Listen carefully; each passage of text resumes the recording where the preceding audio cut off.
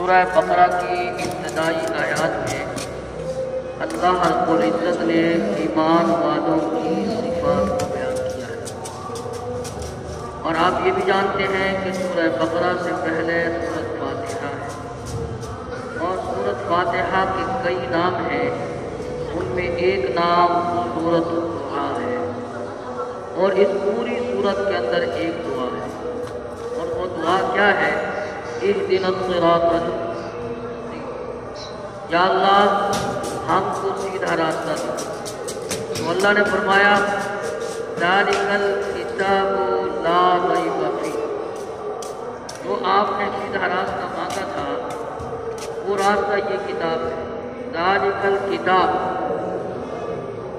لا ریب فیہ، الف لام میم سے لے کر والناس تک یہ کتاب سیدھا راستہ ہے اللہ تک جانے کا، کراچی جانے کا نہیں، سعودیہ اور امریکہ اور برطانیہ جانے کا نہیں، بلکہ اللہ تک جانے کا، جنت تک جانے کا سیدھا راستہ یہ کتاب ہے، لا ریب فیہ، اور اس کے سیدھا ہونے میں کسی قسم کا کوئی شک و شبہ نہیں ہے۔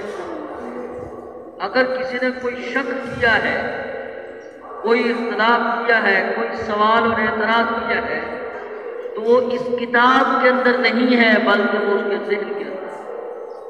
لا ریب فیہ، یہ کتاب شک و شبہ سے پاک۔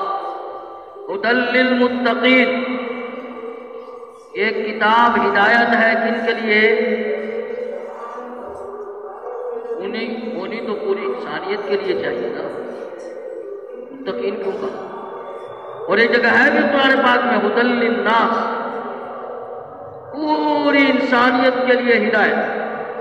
اور اللہ کے محبوب تو صرف انسان ہی نہیں، اللہ نے اپنی ساری مخلوق کا نبی بنا کر بھیجا،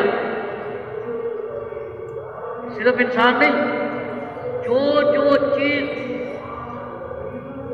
اللہ کی مخلوق میں آتی ہے یا جس چیز کے اللہ رب ہے، سرکار دو جہاں صلی اللہ علیہ وسلم ہر اس چیز کے نبی ہیں۔ اللہ کے محبوب نے خود فرمایا ارسلت الی الخلق کافہ، کہ رب نے مجھے اپنی ساری مخلوق کا نبی بنا کر بھیجا، صرف انسانوں کے نہیں۔ ایسے نہیں پتھر آپ کی باتوں کو مان رہے، آپ کے اشاروں سے کلمہ پڑھ رہے، وہ آپ کے امتی ہیں، آپ کی بات ماننا ان کے لیے ضروری ہے۔ ایسے نہیں درخت آپ کے اشاروں سے زمین کو چیرتے ہوئے توڑتے ہوئے آتے، پھر آپ کے اشارے سے دوڑتے ہوئے واپس اپنے مقام پہ کھڑے ہوتے ہیں۔ آپ اشارہ کرتے ہیں چاند دو ٹکڑے ہو جاتا ہے، آپ اشارہ کرتے ہیں سورج غروب ہوا واپس آ جاتا ہے۔ کیا وجہ؟ یہ آپ کو امتی ہیں، ان کے لیے آپ کی اطاعت ضروری ہے۔ کیا فرمایا ارسلت الی الخلق، اللہ کی ساری مخلوق کے نبی۔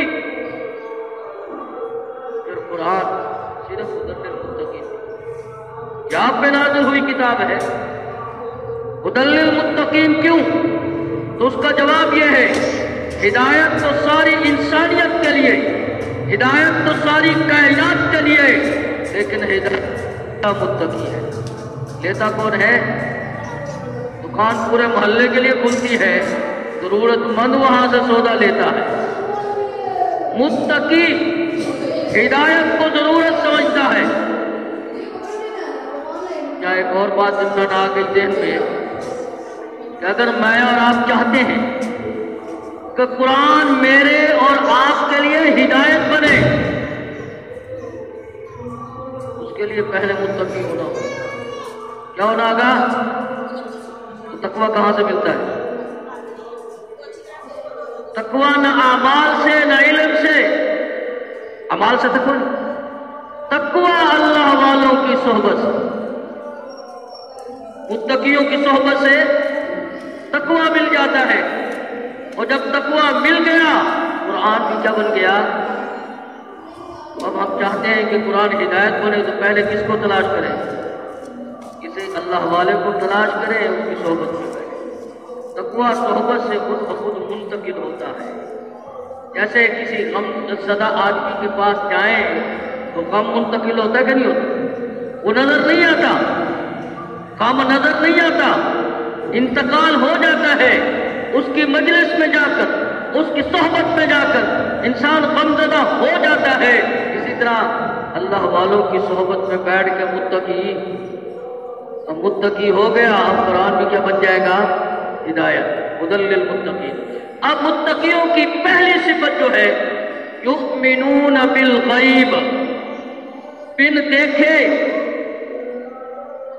میں یہاں ایک اور بات کیا کرتا ہوں، ایمان نام ماننے کا ہے، سمجھنے کا۔ ایمان نام کیا ہے؟ ماننے کا، سمجھنے کا نہیں ہے۔ رب نے پورا قرآن سمجھنے کے لیے نہیں بھیجا۔ والراسخون فی العلم یقولون آمنا بہ، اہل علم کھپے ہوئے ہیں علم کے اندر، آمنا سے آگے کیوں؟ وما یعلم تأویلہ الا اللہ، اللہ کے علاوہ ان کے معنی اور کوئی نہیں جانتا۔ اب بہت ساری چیزیں ایسی، اب برزخ کا تعلق فہم سے ہے ہی نہیں، کبھی ہمیں سمجھ نہیں آئے گا۔ اب اللہ کے محبوب نے فرمایا کہ جب میت کو آپ کندھے پہ رکھتے ہیں تو وہ کیا کہتی ہے؟ قدمونی قدمونی۔ اگر اس کی حالت اچھی ہو تو وہ کیا کہتی ہے؟ مجھے جلدی لے چلو، جلدی لے چلو۔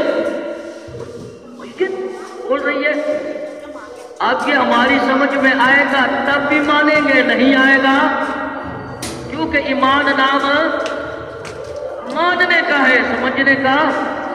اللہ کے محبوب فرماتے ہیں قبر سا کچھ حد نگاہ کشادہ ہو جاتی ہے، نگاہ تو آسمان تک بھی چلی جاتی کہ نہیں جاتی؟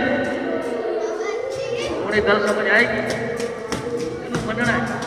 ایمان نام ماننے کا ہے، سمجھنے کا نہیں ہے۔ برزخ ہے، آخرت ہے، اس کا تعلق کیا ہے؟ ایمان سے ہے۔ سمجھ میں آئے گا تب بھی مانیں گے، نہیں آئے گا تب بھی۔ الذین یؤمنون بالغیب، پہلی صفت۔ دوسری صفت یہ ہے وَيُقِيمُونَ الصَّلَاةَ، نماز کو ادائیگی نہیں ہے بلکہ کیا ہے؟ اقامت۔ آدمی کو نزلہ ہو، زکام ہو، بخار ہو تو کیا کہتے ہیں؟ قائم دائم نہیں، قائم دائم ہو، یہ چھوٹی بیماری ہے پھر بھی قائم دائم نہیں۔ نماز سنتوں اور مستحبات کے بغیر ادا کی جائے گی، اقامت کہیں گے، ادا تو ہو جائے گی، فرض ادا ہو جائیں گے، لیکن مطالبہ اقامت کا ہے، ادائیگی کا۔ تو کب ادا ہوگی؟ جب ہم سنتوں اور مستحبات کے ساتھ نماز کو ادا کریں گے تو نماز کیا ہوگی؟ قائم۔ اب سنتوں پہ عمل کیسے ہوتا ہے؟ صرف ایسے کہتے رہے سنت سنت سنت سنت سنت پہ عمل ہو جائے گا؟ فرمایا نہیں، سنتوں پہ عمل کرنے کا ایک کورس ہے جو رب نے قرآن میں بیان کیا، وہ کورس کرنا پڑے گا۔ کورس سے کام آسان ہوتا ہے، ذہین سے ذہین آدمی کورس نہ کیا ہو تو وہ کام نہیں کر سکتا۔ بڑا ذہین آدمی ہے، درزی سے کپڑے سینے کا طریقہ نہیں سیکھا تو کپڑے سیلے گا، خراب کر دے گا۔ خود ذہن آدمی ہے، وہ درزی کے پاس بیٹھا ہے، اس نے وہ سینا سیکھا ہے تو دن میں 5 جوڑے بھی بنا لے، ایسا ہے کہ نہیں؟ ہمارے حضرت ہے حضرت مولانا محب اللہ صاحب دورہ لائی میں، حضرت خواجہ خان محمد صاحب نور اللہ مرقدہ کے خلیفہ مجاز ہے، وہ اکثر اس موقع پہ یہ واقعہ سناتے ہیں۔ وہ فرماتے ہیں ہمارے ایک رشتہ دار تھا، انتہائی بیوقوف، اتنا بیوقوف کہ دبئی میں وہ گاڑی چلاتا تھا، ٹرک۔ بیوقوف اتنا تھا کہ جب وہ گاڑی باہر ہوٹل پہ کھڑا کر کے وہ جاتا چائے پینے کے لیے تو واپس آتا تو گاڑی اس کو یاد نہیں رہتی تھی کہ میری گاڑی کون سی۔ پھر وہ ٹرک کے ساتھ اپنی گاڑی کے ساتھ کپڑا باندھ کے جاتا تو ڈرائیور کیا کرتے ہیں؟ کپڑا اتار کے دوسری گاڑی کے ساتھ باندھ۔ اب وہ پریشان ہوتا، اور وہ دوسری گاڑی کہتا ہے یہ میری ہے جہاں میں نے کپڑا باندھا ہے. ذہن یہ ہے. اور دبئی کے اندر گاڑی چلا رہا ہے، کیوں؟ کورس کیا ہے. وہاں پاکستان سے ذرا مشکل ہے چلانا، کورس کیا ہوا ہے. اب سنتوں کو اپنانے کا کورس کیا ہے؟ اللہ فرماتے ہیں لقد كان لكم في رسول الله اسوة حسنة لمن كان يرجو الله واليوم الآخر وذكر الله كثيرا. دو کام کرنا ضروری ہے.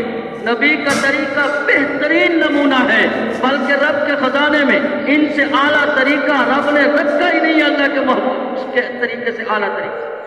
آدم سے لے کے عیسیٰ تک تمام نبیوں کا دین کامل تھا. اللہ کے محبوب کا دین کامل ہی نہیں بلکہ اکمل ہے. الیوم اکملت لکم، کامل کے بعد اکمل کی ضرورت، اکمل کے بعد کسی چیز کی ضرورت ہے ہی نہیں.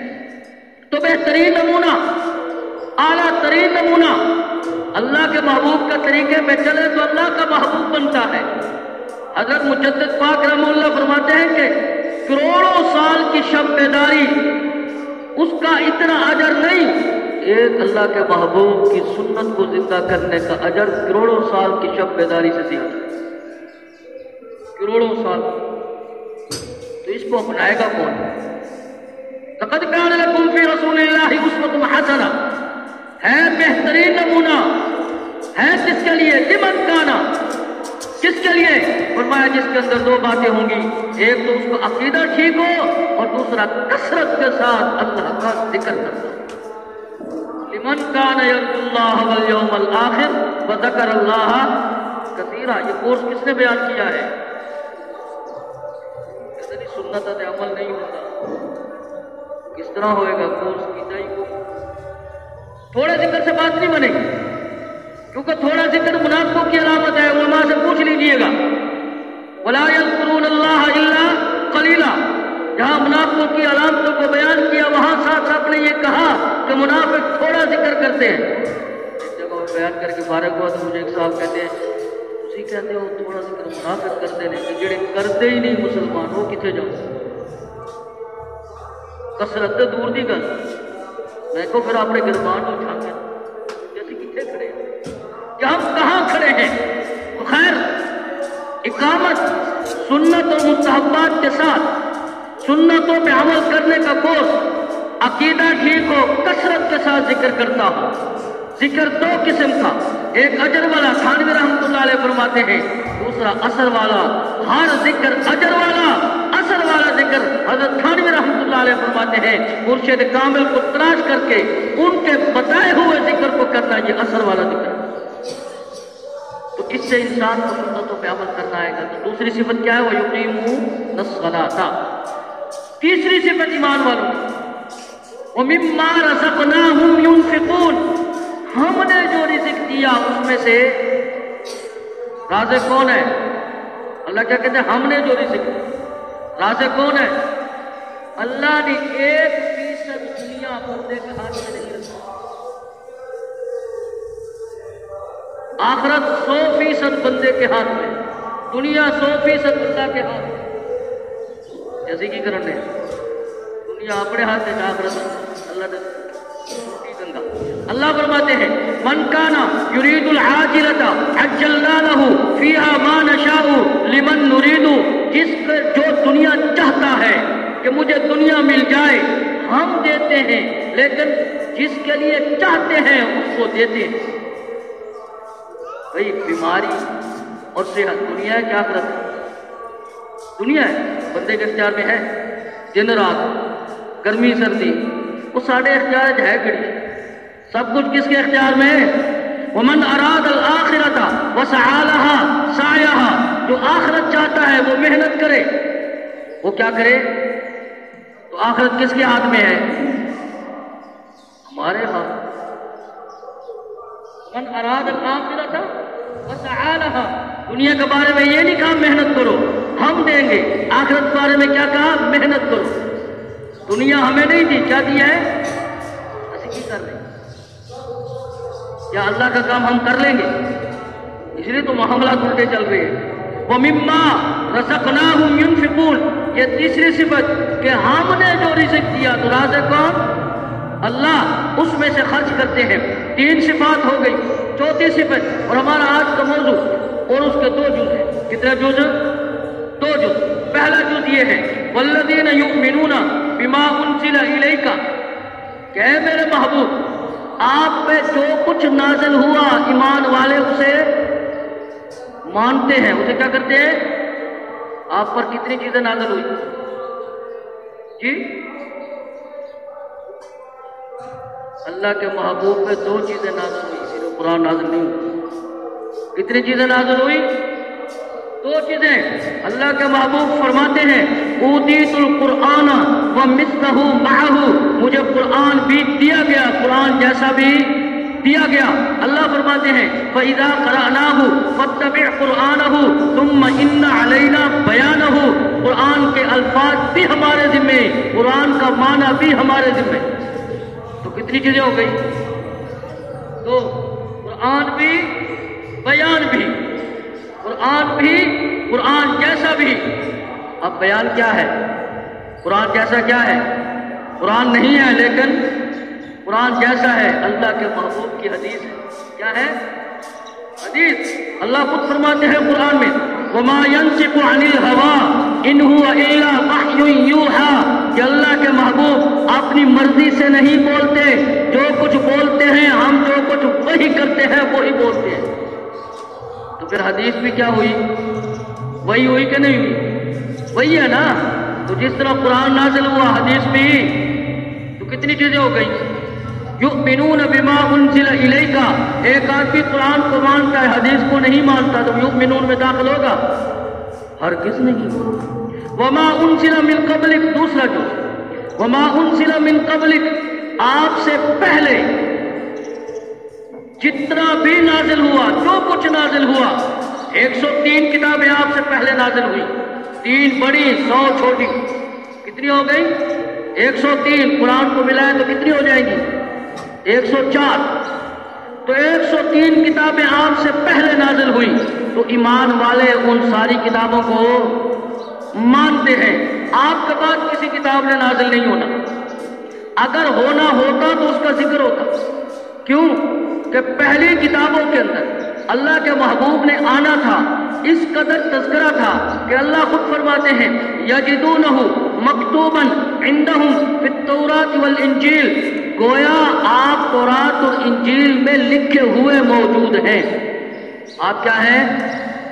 حضرت دہیہ کلبی سن 6 ہجری کو آپ کا خط مبارک لے کر ہرقل روم کے پاس گیا، تو ہرقل روم نے آپ کو ایک تہہ خانے میں لے جا کے تصویریں دکھائی، ایک دیوار کے اوپر پردہ اوپر لٹکا ہوا تھا، 313 تصویریں۔ کتنی؟ سبحان اللہ نہیں کہا، 300 اٹھڑیا 313۔ اصحاب بدر مثلہم فی التوراۃ والانجیل، ان کی مثالیں بھی تورات اور انجیل میں کیا تھی؟ موجود تھی۔ 313 تصویریں بنا دی، اور حضرت دہیہ کلبی سے کہا اپنے نبی کو پہچانو۔ حضور فرماتے ہیں، حضرت دہیہ کلبی فرماتے ہیں میں نے حضور کو بھی پہچانا، ابو بکر و عمر کو بھی پہچانا۔ کہاں سے بنائی تھی؟ یجدونہ مکتوبا عندہم فی التوراۃ والانجیل، قرآن میں ہے کہ اللہ فرماتے ہیں ہم نے تورات اور انجیل کے اندر آپ کو لکھ چھوڑا، آپ تورات اور انجیل میں موجود ہیں۔ یعرفونہ کما یعرفون ابناءہم، یہود و نصارہ آپ کو اس طرح اللہ کا نبی پہچانتے ہیں جیسے اپنے بیٹوں کو پہچانتے ہیں، بیٹا کروڑوں میں کھڑا کرتے ہیں تب بھی پہچان لیا جاتا ہے، ایسا ہے کہ نہیں؟ اس قدر پہچانتے تھے، کیونکہ آپ کا تذکرہ اس قدر تھا، کیونکہ آپ نے آنا تھا، کسی اور نبی نے آنا ہوتا تو ان کا بھی تذکرہ ہے، ایک نبی کا تذکرہ ہے، ایک نبی کا تذکرہ کس کا؟ عیسیٰ علیہ السلام کا، اگرچہ ساڑھے وزیر اعظم نظر نہیں آتا۔ کہتا ہسٹری میں ہم نے موسیٰ علیہ السلام کے واقعات تو پڑھے، عیسیٰ علیہ السلام کا میں نے کہا ہسٹری پڑھی ہے، کبھی قرآن بھی پڑھ لیں۔ قرآن پاک کے اندر ذات کے اعتبار سے نبی پاک صلی اللہ علیہ وسلم سے بھی زیادہ تذکرہ، مقام کی بات نہیں ہو رہی، ذات کی بات ہو رہی ہے، عیسیٰ علیہ السلام کا تذکرہ اللہ کے محبوب سے بھی زیادہ ہے۔ نبی پاک صلی اللہ علیہ وسلم کا نام کتنی مرتبہ آیا قرآن میں؟ 4 مرتبہ. عیسیٰ علیہ السلام کا 25 یا 30 مرتبہ. کتنی مرتبہ؟ نبی پاک صلی اللہ علیہ وسلم کی والدہ کا ذکر قرآن میں ہے. عیسیٰ علیہ السلام کی والدہ کا ذکر ہے کہ نہیں؟ نبی پاک صلی اللہ علیہ وسلم کی نانی کا تذکرہ قرآن میں ہے. عیسیٰ علیہ السلام کی نانی کا تذکرہ ہے. عیسیٰ علیہ السلام کے نانے کا تذکرہ ہے. عیسیٰ علیہ السلام کے حمل کا تذکرہ ہے. عیسیٰ علیہ السلام کی ولادت کا تذکرہ ہے. اس وقت کی گفتگو کا تذکرہ ہے. آپ کے معجزات کا تذکرہ ہے. اس کے بعد آپ کے جوان ہونے کا تذکرہ ہے. آپ کے آسمانوں پہ جانے کا تذکرہ ہے. اور قیامت سے پہلے آسمانوں سے زمین پر نازل ہونے کا تذکرہ بھی قرآن میں موجود ہے. کیونکہ انہوں نے ایسا کوئی نبی نہیں آئے گا، وہ پہلے کے نبی ہیں. پرانے نبی وہ نئے نبی نہیں ہے، بلکہ کیا ہے؟ پہلے کے نبی ہیں.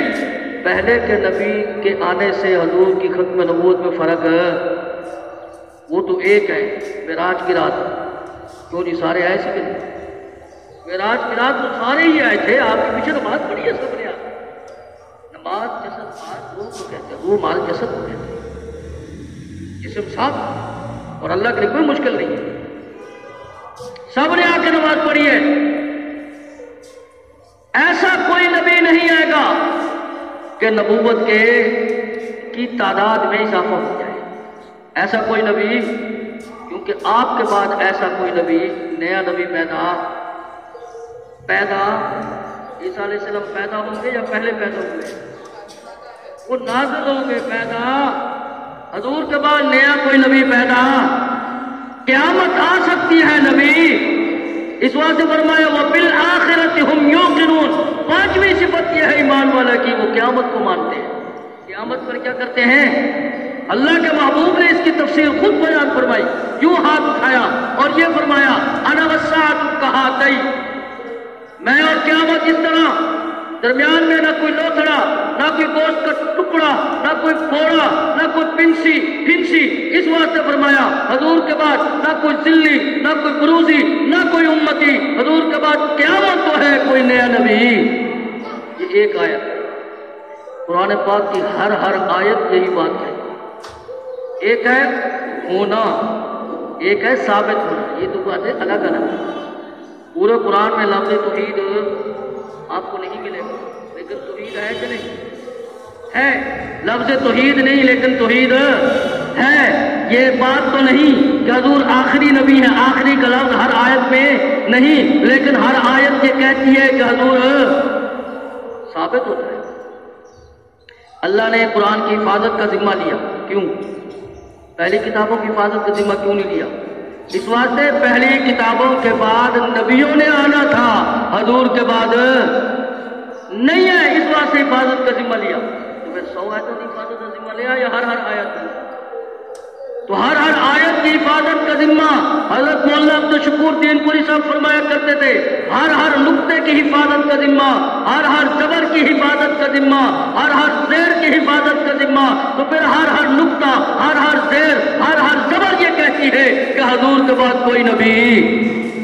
اتنا واضح عقیدہ، اتنا واضح عقیدہ. اور اسی واسطے امت نے یہ فرمایا، اللہ کے محبوب نے فرمایا ہے، صحابہ نے اس پہ عمل کیا ہے کہ سب سے بڑی نیکی اس عقیدے کا تحفظ ہے. کیا ہے سب سے بڑی نیکی؟ اس عقیدے کا تحفظ ہے. اور اس عقیدے کے تحفظ سے انسان اللہ کا محبوب بنتا ہے. کیا بنتا ہے؟ مَن يَرْتَدَّ مِنكُمْ عَن دِينِهِ فَسَوْفَ يَأْتِ اللَّهُ بِقَوْمٍ يُحِبُّهُمْ وَيُحِبُّونَهُ. ان مرتدوں کے مقابلے میں اللہ ایسی قوم کو کھڑا کریں گے جن سے اللہ خود پیار کریں گے. کیا کریں گے؟ یحبہم. مرتدوں کے خلاف کون کھڑا کریں گے؟ ہم سنتے تھے اپنے بزرگوں سے کہ پہلے اللہ منتخب کرتے ہیں، چنتے ہیں، پھر ختم نبوت کے کام کے لیے اس کو اجازت دیتے ہیں کہ اب تم ختم نبوت کا کام کر. تو پہلے چن لیا گیا ہے. ویسے تو اللہ کے محبوب کا ہر امتی چنا ہوا ہے. اللہ کے محبوب کا حضور نے خود فرمایا انا حزکم من الانبیاء وانتم حزی من الامم. رب نے مجھے نبیوں میں تمہارے لیے چنا ہے اور تمہیں امتوں میں میرے لیے چنا ہے. ایک ایک امتی فاطمہ زہرا مسجد کے نمازی ہو، آپ بھی چنے ہوئے، رب نے چن چن کے اپنے محبوب کو امتی بنایا۔ تو انسان ختم نبوت کا کام کرنے سے کیا بنتا ہے؟ اللہ کا اسی واسطے اس امت نے اس کی حفاظت کے لیے قیمتی سے قیمتی خون بھی لگا دیا۔ بھائی اس امت کا سب سے قیمتی خون کون سا ہے؟ صحابہ کا ہے نا، اور بھائی صحابہ سے قیمتی خون ہے اس امت کا کوئی اور؟ 1200 صحابہ اس عقیدے کے تحفظ میں شہید ہوئے کہ نہیں ہوئے؟ اور صحابہ میں سب سے قیمتی خون کون سا ہے؟ بدریوں کا۔ اب بدریوں سے زیادہ میں کوئی قیمتی ہے صحابہ میں؟ کوئی نہیں ہے۔ تو 70 بدری بھی اس عقیدے کے تحفظ میں، کیونکہ یہ سب سے بڑی نیکی ہے۔ اور اس سے انسان کیا بنتا ہے؟ اللہ کا یہی جذبہ آج بھی چاہیے اور ہے، ایسی بات نہیں ہے۔ عقیدہ ختم نبوت کے تحفظ کے لیے آج بھی مسلمانوں کے اندر یہ جذبہ موجود ہے۔ یورپ نے کیا تھا، قراردادیں منظور کی تھی، پاکستانیوں نے خوب جواب دیا کہ نہیں دیا؟ تاریخ جانتی ہے کہ مینار پاکستان کی تاریخ میں اتنا بڑا اجتماع نہیں ہوا جو 7 ستمبر کو لاہوریوں نے کر کے دکھا دیا ہے۔ اور کس کے لیے کیا تھا؟ عقیدہ ختم نبوت کے تحفظ کے لیے۔ پورے پاکستان کے اندر اس طرح کے اجتماع ہوئے اور یورپ کی ساری قراردادوں کو پاکستانیوں نے اللہ کے محبوب کے عشق میں آ کر ان کی قراردادوں کو پاؤں کے نیچے روند کے رکھا۔ روندا کہ نہیں روندا؟ میرے بھائیوں، یہ کام کس جماعت کے تحت ہوا تھا؟ عالمی مجلس تحفظ ختم نبوت۔ یہ کام کس نے کیا؟ عالمی مجلس تحفظ ختم نبوت نے 8 بڑی بڑی کانفرنس کی ہے اور یورپ کو جواب دیا ہے، جس میں تقی عثمانی صاحب نے چیخ کر رو رو کے یہ کہا تھا کہ مجلس والوں نے امت پہ احسان کیا ہے۔ یہ ملتان کے اندر تھا۔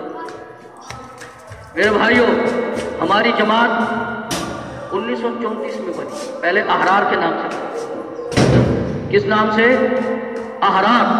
مجلس احرار کے نام سے اس جماعت نے کام شروع کیا، اور حضرت مولانا اشرف علی تھانوی رحمۃ اللہ علیہ نے حضرت مولانا سید دولت شاہ بخاری صاحب سے ملاقات کے وقت یہ کہا تھا، آپ کی جماعت کی کوئی رسید بھی ہے جس میں رکنیت سازی ہوتی ہو؟ انہوں نے فرمایا ہاں۔ ان کا جی مجھے اس وقت 1 روپیہ تھا، اس وقت 1 روپیہ 1 سال کا۔ فرمایا 25 سال کے لیے مجھے آپ اپنا کارکن بنا لیں۔ 25 روپے دیے، 25 سال کے لیے کارکن بن گئے۔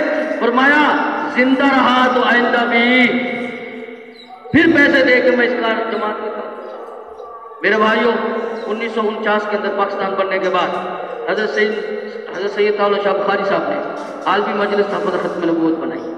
پہلے کیا بنائی تھی؟ مجلس احرار۔ عالمی مجلس تحفظ ختم نبوت خود بنائی، اور اس کے پہلے امیر بھی کون بنے؟ سید دولت شاہ بخاری صاحب۔ میرے بھائیوں، 3 مہینے کے بعد ہم بھی اس جماعت کی رکنیت سازی کر رہے ہیں۔ تو آج بھی انشاءاللہ جمعے کے بعد کیا ہوگی؟ رکنیت سازی ہوگی جی۔ تو کون کون اس جماعت کا رکن بنے گا؟ سارے تیار ہیں؟ 10 روپے پہ لوگ برکت کے لیے بنتے ہیں، برکت کے لیے، اور کئی لوگ اپنے مردوں پہ بھی نام لکھوا کے اصالہ ثواب کے لیے ان کو بھی ختم نبوت کا کارکن تو ہر کوئی ہے کہ نہیں؟ یہ غیر سیاسی جماعت ہے، کسی سیاسی جماعت سے اس کا تعلق نہیں۔ اس جماعت میں سارے آتے ہیں، سب کٹھے ہوتے ہیں۔ آپ نے مینار پاکستان میں دیکھو سب آئے ہوئے ہیں۔ تمام مذہبی اور سیاسی جماعتیں کیا ہوتی ہیں؟ کٹھی ہوتی ہیں۔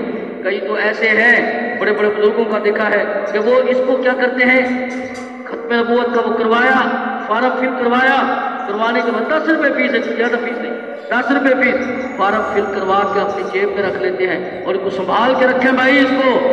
جب ہم اس دنیا سے رخصت ہوں گے تو جب ہم جائیں قبر میں تو ہمارے ساتھ رکھ دینا۔ ہمارے پاس اور تو کچھ نہیں، ہم صرف اللہ کے محبوب کے طرفدار بن کر، ختم نبوت کے پہرے دار اور چوکیدار بن کر، ختم نبوت کے محافظین میں اپنا نام شمار کر کے یہ کل قیامت کے دن بلکہ قبر میں ہم فرشتوں کو دکھائیں گے ہمارے پاس اور کچھ نہیں ہے اللہ کے محبوب کے ختم نبوت کے محافظ۔ اس طرح بھی لوگوں نے کیا ہے۔ تو نماز کے بعد انشاءاللہ آپ تمام حضرات سے گزارش ہے کہ جیسے حضرت فرمائیں گے اس طرح پھر آپ حضرات جو ہے اس جماعت کی جو ہے پرچی کو کاٹ دیں گے. اللہ مجھے اور آپ کو اس میں عمل کی توفیق